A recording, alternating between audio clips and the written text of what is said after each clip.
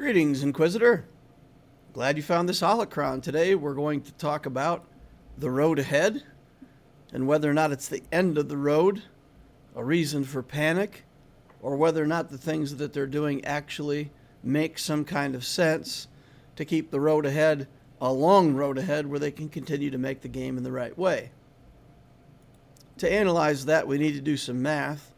I want to educate you all a little bit on how things work in the game. It's not that complicated, but we're going to do what I'm calling bonk math. We're just going to imagine two characters standing toe-to-toe, and they're going to exchange hits. We're going to calculate how much damage each one of those hits do, and we're going to figure out which character falls over first in a very simple method. This picture is obvious when you see that one of them has a red lightsaber and the other has a blue lightsaber. You already know the Inquisitor is going to win, so the guy on the right-hand side definitely has an advantage. But in the game, it's a little harder to figure out.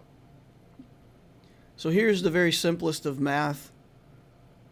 We're taking an attack for a character. We're going to set it to 5,000. We're going to say that this character is roughly Relic 5. 5,000 attack damage. Now, there are multipliers within the skill mastery stats that the character gets that scale with relic levels. We're just going to take all of that information and very generically package it up into a damage multiplier. Then we're going to take the crit chance and the crit damage, and in this case we're giving the character a very basic 50% crit chance and 220% critical damage, just to kind of give an idea of what the average hit looks like. So on that particular character, the average hit is 20,000. Now over on the right side, we're taking our defensive character and we say, okay, we've got a hit point plus protection pool of about 50,000. We've got a defense stat of about 30,000. So this is maybe a character that's not meant to be a tank or a defensive character as such, but just an average character with some hit points and defense. Each hit is going to be scaled down from 20,000 to 14,000, which is 70% of its value, based on the 30% defense stat. So the time to kill this character, it's going to take 3.57 strikes to work through all of these hit points. Basically, the character on the right dies on the fourth hit.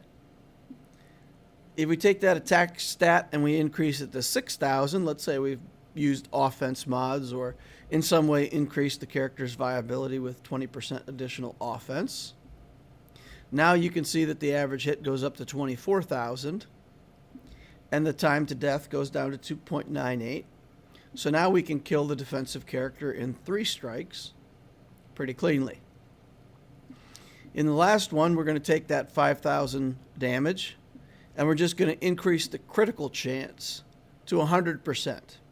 Every hit's a critical hit. Now we get 27,500 as the average hit because they're all crits.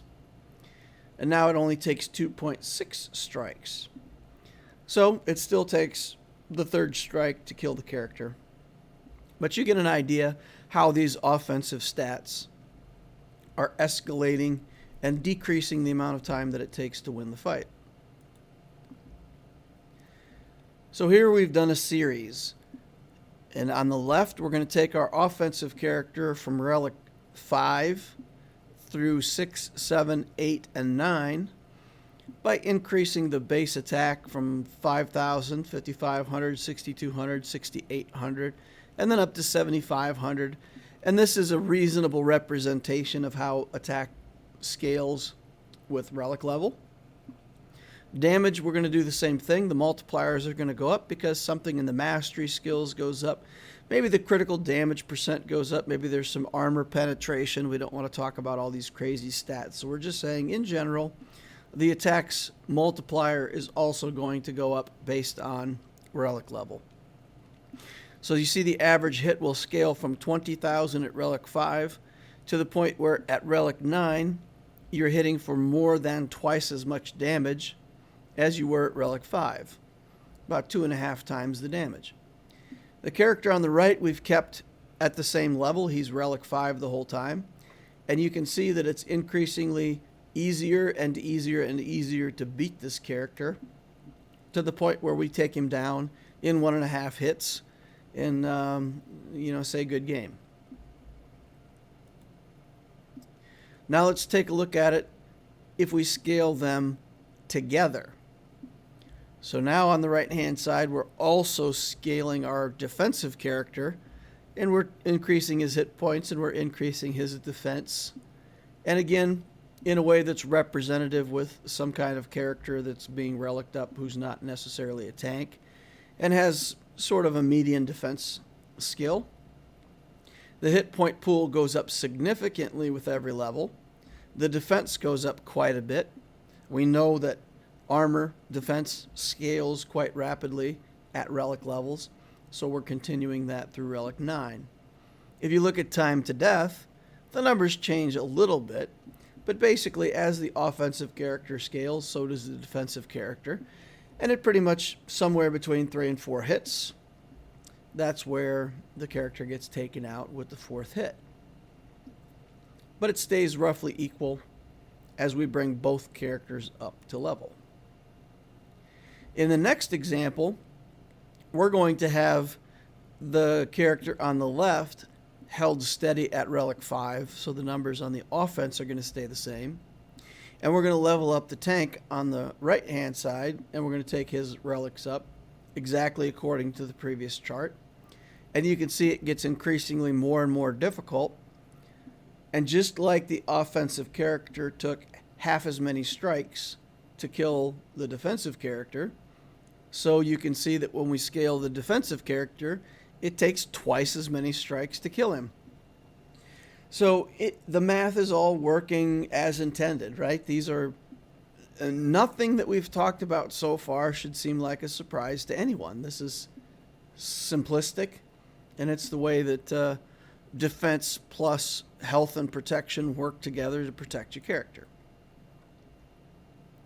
Last example we're going to do here, we're going to increase the relic level on both these characters. We're going to scale them again. But now we've got a skill on the offensive character that simply ignores defense. So as we scale up, you can see, even at the lowest level, you always die within 3 strikes. The character is so much easier to kill now. And as we increase that hit point pool, even though we're doubling the amount of hit points, it takes increasingly less and less to kill this character, to the point where you're killed in 2 hits. So defensive characters become less and less appealing to take to Relic 8. And in general, that's the trend you've seen so far in the game. The characters that are getting to Relic 8 are typically the offensive characters, and the tanks are left behind because the main offensive characters cut through them anyway, and any effort that you put into these tanks can be trivialized. If you wanted to make a tanky galactic legend in this regard, it becomes more and more difficult. So what are we going to do? In line 1, we've got the comparison here with the defense ignoring skill, and we want to balance that out. We want to get that back to where that offensive character needs 4 hits to kill us again, somewhere between 3 and 4. So you know what we're going to do? We're just going to double the hit points. We're going to double the hit points on this character and make it so that he can hold up. And we're not going to use defense as the stat that we balance with. We're going to use hit points, raw hit points. So now, phew, we've got it back in line. We've simply doubled the hit points, and we're back in range. But now look at the last line. So now the last line, we've taken a Relic 5 character that doesn't ignore defense. We've put him up against this monstrosity where I've had to double his hit points to get him to hold up. We've maintained his defense. We've put the defense back now because we're not ignoring his defense. And now you see all of a sudden it takes 22 hits to get through this character. So now if you don't ignore defense, there's absolutely nothing you can do against this character, and he lives forever against every team in the game unless you have a defense ignoring character. So that's where CG has run into the problem. That's where they've run to the end of the road because of Relic 9 taking these characters up and up and up. It's already a problem at Relic 8, and when you put these characters at Relic 9, the scaling is going to continue, and it's going to continue in a way that completely trivializes high defense, high hit point characters. It's got to be changed. So that's the reason why they're changing it. So that they can keep up with the math in the right way, put these characters at the right hit points in defense, without scaling them defensively off into the stratosphere where they can't be killed. So you can't do both, right? You can't adjust for the defense ignoring in a meaningful way without scaling the character beyond the scope of normal play. The problem with scaling it in this way also comes into raid bosses and other things like that, where now CG is having to design raid bosses that do 160,000 hit points of damage every time they hit, just in order to deal with these characters that are massively escalated. And then normal characters, the whole team dies in one hit. So it has to be reeled in. It has to be brought back under control. Now, the post didn't specifically mention something about true damage. The way that they've already tried to manage true damage, this is also an attack that ignores defense, but typically, I think it's just in hard-coded that true damage effects are not critical hits. So you have to just scale up your offense and try to get a hard hit. And that allows them to say, okay, well, we'll scale down the ability to crit. That'll keep the damage under control to something that's a predictable, manageable level. So it may just be that we're trading off these defense-ignoring skills, and in the future they'll just do something with true damage that cannot critically hit. Or it may be that this is just an oversight and they haven't realized that this is more of the same. But, for example, Beskar Mandalorian, what differentiates him from other characters is his ability to do true damage with his whistling birds.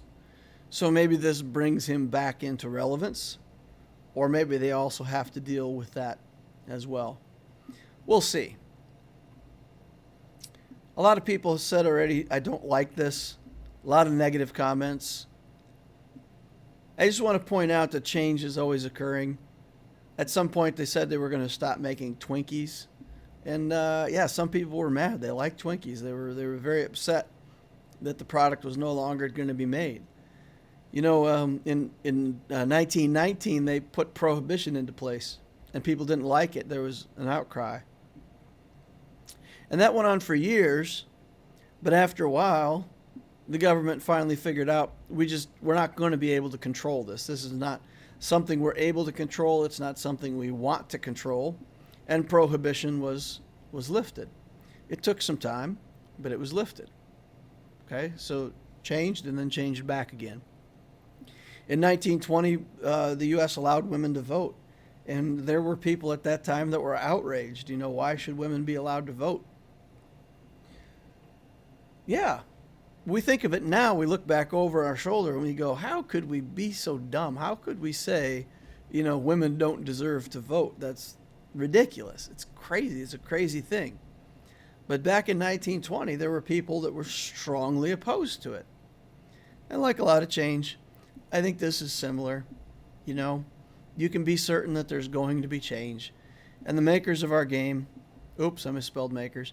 The makers of our game have to be able to use predictable models to create character interactions without needing to constantly create more and more exceptions within each skill and make every skill into a book where you have to try to understand what works, what doesn't work, what ignores defense, what doesn't ignore defense.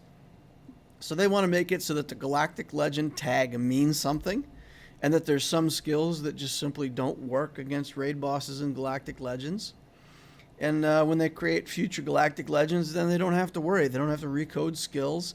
They can just say, is Galactic Legend, and therefore immune to all those skills. Okay? So they're trying to set it up so that they can actually code these characters in a meaningful way without making more and further and future mistakes. They're refunding certain characters, saying, okay, we're going to change these characters. We're giving you your materials back. You can reinvest them in the same characters if you want to. But we're allowing that you might want to change your mind. That's actually more generous than they have to be. So I'm satisfied with that. I love my Dark Trooper. He's getting refunded. We'll see how he looks like after the changes. Most likely I'll stick it right back into the same guy, but we'll see. If he's bad, maybe I'll just leave him at Relic 5. For example, we look at Vader. We specifically look at Vader's skills. We're reducing the damage multiplier on all tiers by 40%. We're increasing the debuff damage scaling to 100% against raid bosses, and an extra 25% critical chance when used. Dealing physical damage to the target enemy and dispel all debuffs on them, and deal 50% more for each effect dispelled. Increase to 100% against raid bosses. Same turn meter thing as always. 25% critical chance just for the skill, can't be evaded. So what they're doing is they're taking away some of the base damage. They're increasing the critical chance to allow you to guarantee a critical hit. And then they're increasing the scaling off of each effect to make it so that the skill is still going to do what it always did. It's just not going to be ridiculously overpowered against certain characters. Merciless Massacre, critical chance gets increased. 50% offense, 50% critical chance. So the whole idea behind this then is Vader becomes more of a crit chance, crit damage champion, not scale offense and ignore, together with Wat Tambor ignoring defense, becomes a character that maybe does a little more than he should. Okay? But in most normal circumstances, Vader's still going to do the same thing he was doing anyway. He's going to do it with a different mechanic, and it's going to rely on crits. So he gains a ton of crit chance at higher multipliers. They're just moving the numbers in the equation. Vader gets modded differently now. He still calls for massive damage. And it's likely he can even still kill a Galactic Legend if he gets 2 rounds of Force Crush and enough debuffs. But that means that tenacity now makes a big difference. So if you build a Galactic Legend team and you want to put it on defense, tenacity can be made to be a counter against Vader. So as long as he doesn't get all of those debuffs, or if you can do crit avoidance and scale your crit avoidance, if Vader can't crit you or he can't put enough debuffs on you, that gives you protection against that specific counter. So the GLs that you want to put on defense, you just have to do a little bit differently on the mods now, and you'll be able to defend with those characters. They're changing Thrawn so the character can't be locked out for turn after turn after turn. So you will get your turns, and you will get those debuffs knocked off over time. Or people are going to have to start using Vader as the lead so that the debuffs get put back on.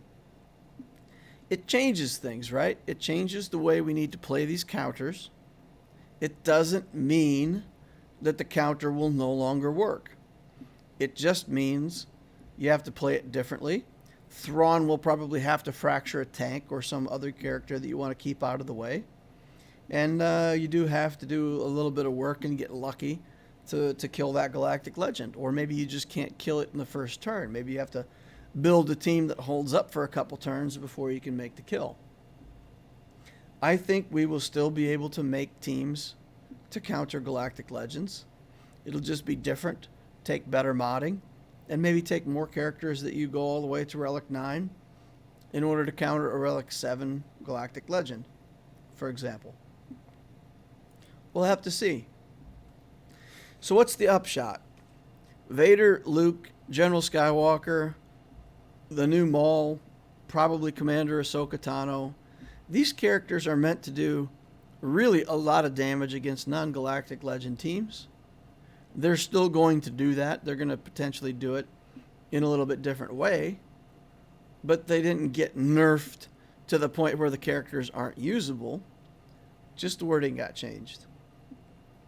I can see where galactic legends themselves will be harder to manage in 5v5. But I think it's looking more like a setup where if you want to counter a galactic legend, maybe you have to bring in the Vader team and clear out the 4 other characters.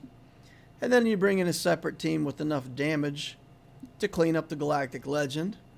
And maybe it takes 2 teams to counter a galactic legend instead of just 1. I think that's a more fair approach. And if that's the way that it works, I'm satisfied. Unfortunately, 3v3 is really going to... I think 3v3 is going to suffer. 3v3 is basically going to be in a matchup. If you have 2 galactic legends and they have 3, you've probably lost that 3v3 matchup before you even start. Because of these changes, galactic legends are going to be increasingly dominant in the 3v3 game mode for Grand Arena. CG will probably look at that as a small thing and they'll say, yeah, we're aware of it. And that's as far as it'll go. Because in the grand scheme of things, something that's a problem for 3v3 Grand Arena won't concern them too much. I would hope that maybe they would see that as a reason to stop doing 3v3 Grand Arena, because I don't like it very much, but it's probably too much to hope for. So that's the only thing in the short term that I see as really a showstopper with these changes. I think the 3v3 mode is really going to be a Galactic Legend, GL's win mode. So I've got several questions like about the beginner's guides. What should we change about the beginner's guide? This changes everything. We should do stuff differently. I guess you have to redo those videos now, DL. None of those videos ever say we're building Galactic Legend counters as part of the strategy. Every one of the beginner's guide is about stabilizing the account and building good teams. The Gladiator path goes into a Galactic Legend. The Techno Union path sets you up to go into a Galactic Legend. The Senator path even recommends the next step as a Galactic Legend. In all of these paths, we've always said getting to a Galactic Legend early is an important part of the game. I still feel that's the case.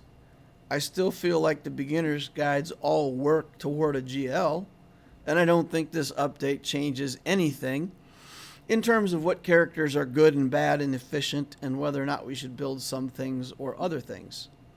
I think the beginner's guides are still solid, and I think we should go for a Galactic Legend quite early in the account building. That should be, if not our first big project, then for sure our second.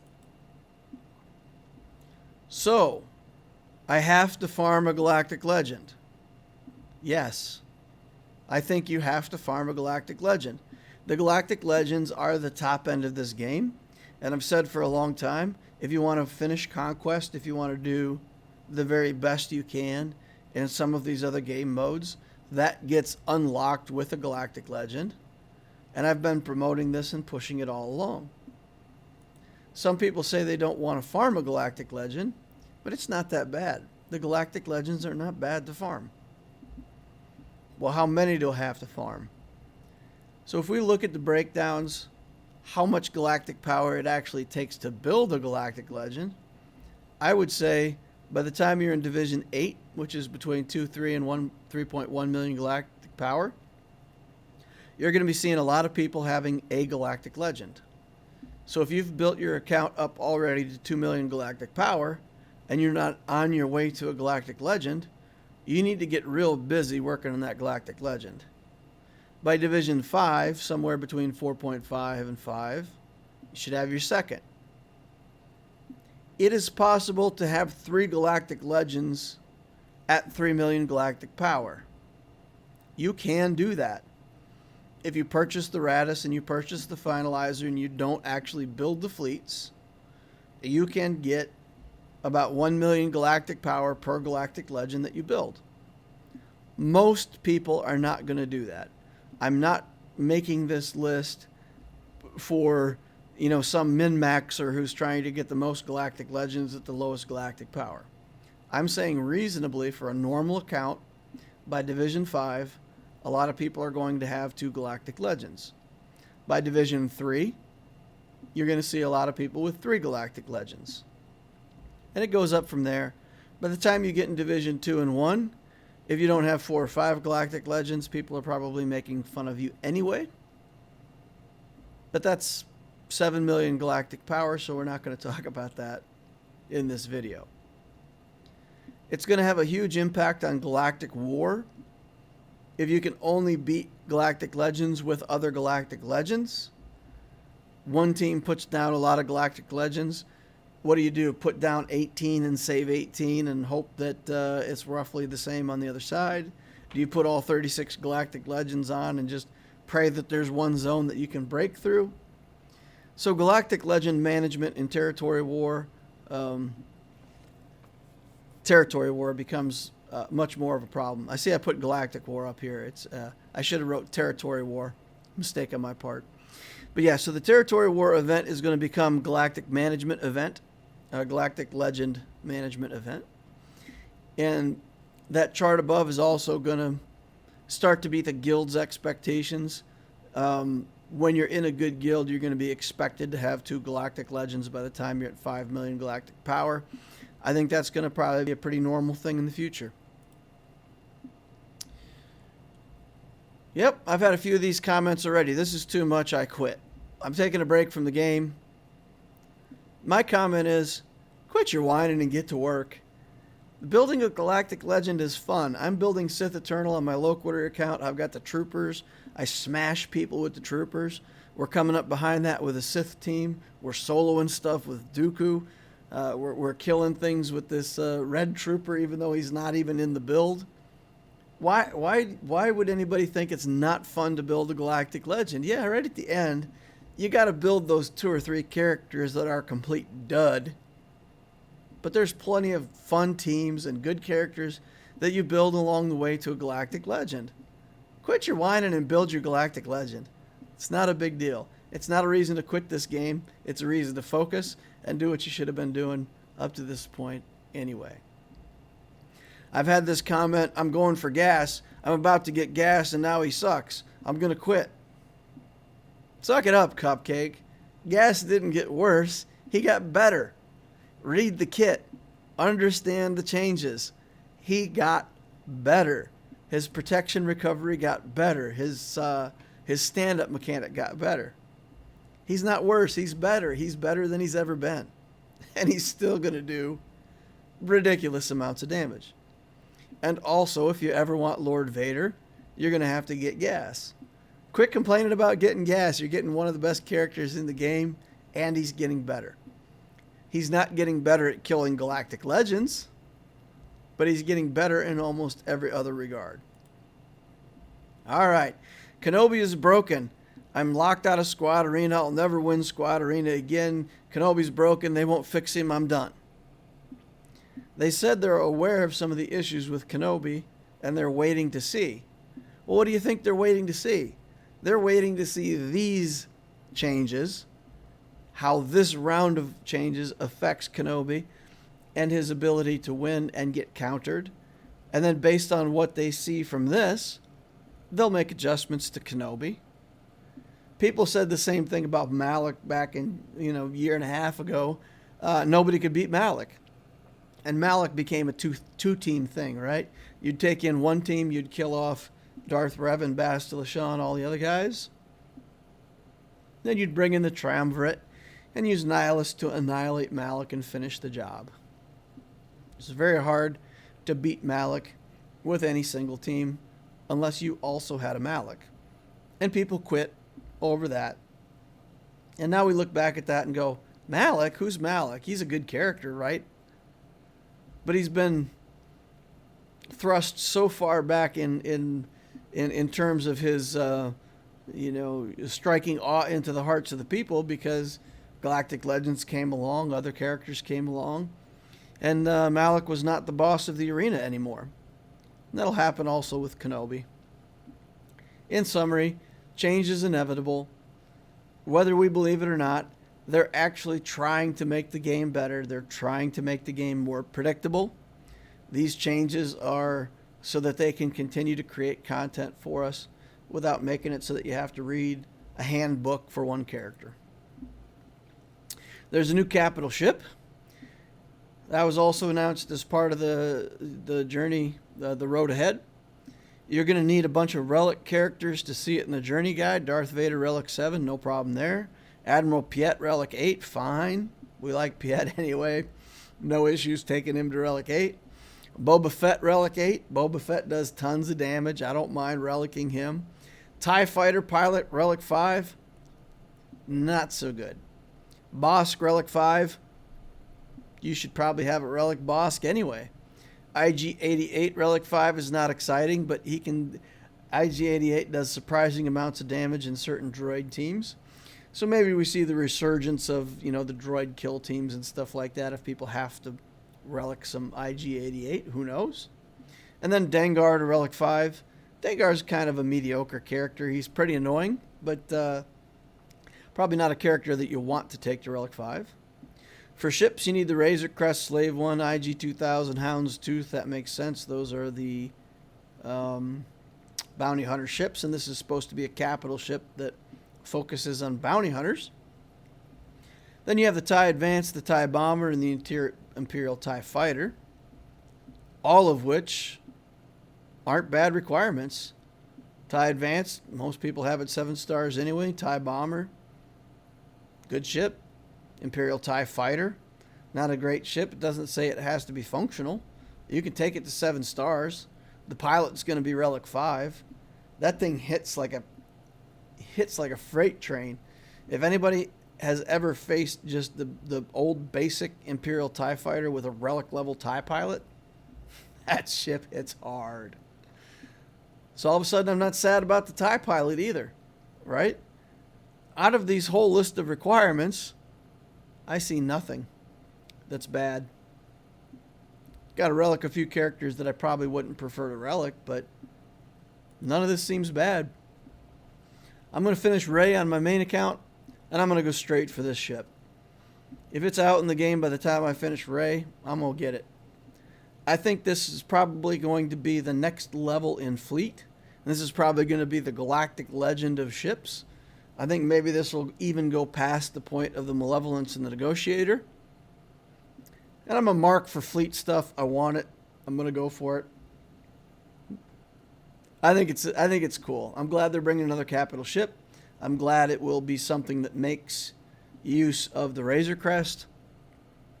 That's a ship that I built the Mandalorian to relic anyway for other reasons, and so I can finish out that Razor Crest and go for this capital ship. I think it's cool. Relic 9. Relic 8 wasn't motivating people to try to get Relic 8 on everybody. So people have been picking and choosing Relic 8s, and I've seen a lot of streamers, even myself, who have Relic 8 material in the bank, but you don't want to commit it to a character and be wrong. Your characters are already running well enough at Relic 7. So there hasn't been this huge motivation where you say, I've got a Relic 8, all kinds of stuff.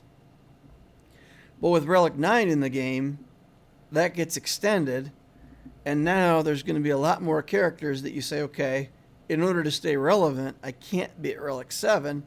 I got to go ahead and push through Relic 8 to get Relic 9 to bring this character up to where I want it to be. So, okay, fine. The top end of our game is getting extended. Monetization for CG is on track. They'll keep extending the top end of the game to keep extending their income. It also keeps the elite players interested because they have an advantage over the rest of the world, and they want to always be able to maintain that advantage, so Relic 9 is going to be the next thing that allows them to stay ahead of everybody. Okay, good for them. I'll get a couple Relic 9 characters somewhere, I'm sure. So we'll have some fun with that. Lord Vader Group 1 requirements, Hunter Tech Wrecker, Tusken Raider, Padme Amidala, General Skywalker. These are some pretty steep requirements. For guys that already have everything and they're already working on the Bad Batch, this character is within range. For those of us who didn't go right for Bad Batch because it's a single shard drop and we don't want to spend $1 million in the game, we're a long way off from getting to Lord Vader. So for me, requirements are too steep. I don't have gas or the Bad Batch yet. So I'll focus instead on Rey. I'll get that capital ship. Probably the next thing that makes sense for me is Jedi Knight Luke and a Jedi Master Luke. I'll keep picking up the old stuff. By then it'll be next year and I'll have to figure out what I'm doing next anyway. Moral of the story, don't panic with the road ahead. They're fixing stuff, they're changing some characters. It's fine. We're going to be fine. No reason to quit the game or say that you're going to quit or be sad and panic. It's just a thing. Things change. We'll get used to it. We'll adapt. And a year from now, it'll be the same thing just like Malik. It'll be the same thing like the changes in Grand Arena. It'll work out. All right. So I just wanted to hit those highlights with everybody. There's a reason for the changes that makes perfect sense to me. I don't think it changes the game that much. Stay the course. The beginner's guides are fine. Anybody working on the beginner's guide, you're fine. Just don't quit halfway. Work your way all the way into that galactic legend and try to get your first galactic legend before you hit 3 million galactic power. I think that makes a lot of sense. Stay the course. Appreciate you all. Hit the like button if you haven't already. Subscribe to the channel for more videos like this in the future. Thank you for watching, and I will see you in the next Holocron.